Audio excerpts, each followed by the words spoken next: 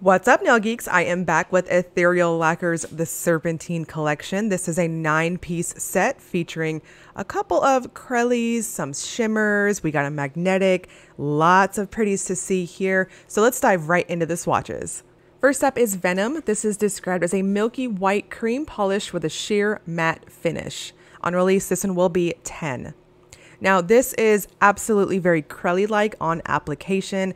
It's got quite a bit of a squishy factor on those brush strokes, and it is absolutely what I would consider a milky sort of white. This is pretty much the milky white I personally have been looking for.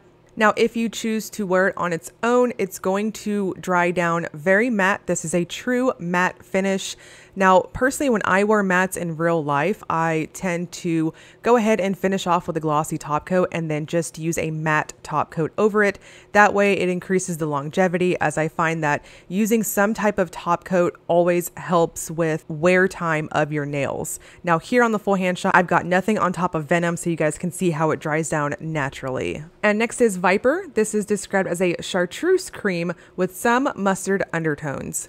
I do agree with that official description. That is absolutely what I'm seeing here in person. This has strong chartreuse vibes, but it's also got this touch of a Dijon sort of undertone happening with it too. Now, this one applies a little more on the creamier side as opposed to, say, Venom, and it builds up very easily to opacity. So this is not milky, it is straight opacity. Now, wearing it on its own, I'm going to suggest 2 coats for it. It self-levels really well and plumps up very nicely. Now, this one dries down semi-gloss, so I think any top coat will be perfectly fine with it. And I am going to show you guys later on in the video some layering methods with the 3 jellies, crellies, if you will, and so you guys can see how this whole collection can work together if you're wanting to do some layering. And next is Sunset Ophidia. This is a companion shade to the original Ophidia. This is described as a strong red, gold, and green shimmer in a pale pinky purple base. Now, those of you who have the original Ophidia that released, I want to say last year, that one, the way I would describe the difference between this one is that that had a more stark, creamy, milky sort of white base, and the base to Sunset Ophidia definitely has this really pale pinky lavender sort of base to it. It is really pretty. The shimmer is incredibly strong. I think there's a ton of versatility with this. If you want to wear it over, say, lighter cream colors, I'm going to show you guys here in a moment it over Venom, and just overall very strong, more of a neutral feel, but very, very powerful shimmer.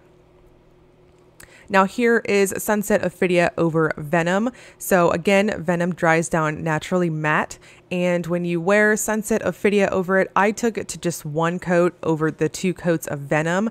And you can see how it really amped up that cool toned purpley sort of base. And of course, it gives you more coverage versus wearing Sunset on its own, where you might see a touch of your free edge if you have a prominent free edge like myself. So lots of versatility there. And next is Serpentine. This is described as a striking emerald jelly with a semi-sheer formula that is perfect for layering. I do agree with that. This is what I would consider a true jelly finish. It applies like liquefied jello on your nails, if that makes sense, and it's got a very strong squish factor to it. Now, please note, jellies are sheer. They're supposed to be sheer. They're really good for either layering or if you're intentionally covering up your free edge over a complementing polish, say like a flaky, which I'm going to show you guys later on, but they're excellent for that. Now, Serpentine, if you do want to have just like what I'm going to dub the Jello nails look, I think 2 coats is perfect for it. Now, I really want to highlight that on my full hand shot for Serpentine, I have no top coat on, and that's just because I'm going to layer something over it later on in the video. So this is what it looks like normally. So please, please note that if you wear a glossy top coat over Serpentine, it's going to give you that strong, juicy jelly factor. And next is Copperhead. This is described as a warm caramel with some copper tones, super linear holographic. So this is really lovely. The formula is very opaque, very holographic. In the sunlight, you'll absolutely see those rainbows in a linear sort of fashion across your nails. And I do agree that the base color is a warm sort of caramel. It's got this nice, somewhat brassy sort of appearance to it. If you're curious how this one compares to, say, Malicious, that was a golden color. That one is a touch lighter than Copperhead. So this one's more absolutely got this Copperhead sort of appearance to kind of match up with the name.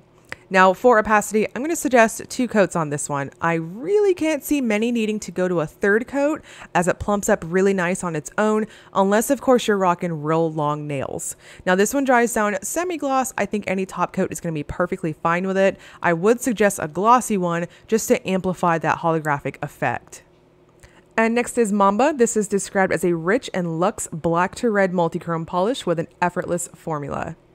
So we've got that gorgeous black to red multichrome pigment here, and I do agree this has a wonderful formula. So for opacity, I'm going to suggest 2 coats on it. It does apply just a touch more as a squishy sort of dense feel on how it's applying. And in indoor lighting, of course, you'll see that nice black appearance. It's got just a touch of a flash of gunmetal depending on your light source. And at angles, this easily shifts over to that beautiful, just luminous sort of red. This pigment, I'm still in love with it. It's just not ever going to get old to me. I love it so, so much. So again, on the 2nd coat here, you can see really nice plumping action. Now this one dries down semi-flat, so I personally would recommend a good glossy top coat just to super plump this one up, and you'll be good to go. And next is Cobra. This is described as a dark blue-gray base full of iridescent flakes that shift from blue, green, aqua, violet to pink. Now this one is what I would consider another versatile one, in that you can absolutely layer this one over any of the creams or jelly finishes that go along with this set. I wanted to show you guys what it would look like on its own. So the base color to this one is what I would describe as a kind of murky sort of tint, and what's going to give you that full opacity is the flakes here. They are quite strong. They're in numerous sizes, so you'll get just so many of them as you're applying. Per usual, I give my bottles a good shake before I go in, and I had no issues with them whatsoever. Everything laid down nice and flat for me, and the only thing I would caution you guys against with Cobra is go in lightly on your brush strokes. If you go in too harsh and you're overworking it, I could see on some of those larger flakes you might get a couple of drag marks. So just trust the flakes are going to lay down on their own. They're going to adhere very well to your nail. Now for opacity, I'm going to suggest 3 coats on this one, and you'll be just super, super shifty. This one is going to give you lots of green, a touch of gold, and a strong bluish purplish at angles. And next is Python. This is described as a unique crushed velvet magnetic polish with a warm sandy tinted base. So this one's really unique to me, and I really liked it. Now, against myself, against my skin tone, I feel like this one, after being magnetized, looks like a straight up nude on myself, which I actually really loved, because when you use a magnet with it, it's going to give you this really pretty sandy sort of magnetic, somewhat silvery line, and it's really lovely. Now this one dries down very flat, as you can see between that 2nd and 3rd coat, but it's one of those that it's very forgiving if you have ridges or whatnot, that once you go in with your glossy top coat and plump it up even further, it's going to kind of hide any type of imperfections that you see. Now, those of you who are new to magnetic polishes, please remember, when you finish with your glossy top coat, especially if you have a quick dry that you're using, make sure that you use a magnet over your top coat layer, especially quick dries, because it re-wets the bottom layers to seal in your design. And next is Taipan. This is described as a medium gray base with strong green to purple to pink shifting shimmer and holographic shimmers. So this one has a very smooth but somewhat light formula to it. And for full coverage, I'm going to suggest between 2 and 3 coats. This is really going to depend on your preference and your length of your nails. So This is very shifty in person in bright lights, indoor lighting, and just straight on direct light. It's going to have this limey sort of medium green appearance to it. And at angles, it easily shifts over to purple and a touch of pink at very extreme angles. So lots going on there. There's also a somewhat dusky sort of feel to that base as well, in my opinion. So it does on its own have this duskier sort of appearance, if that makes sense.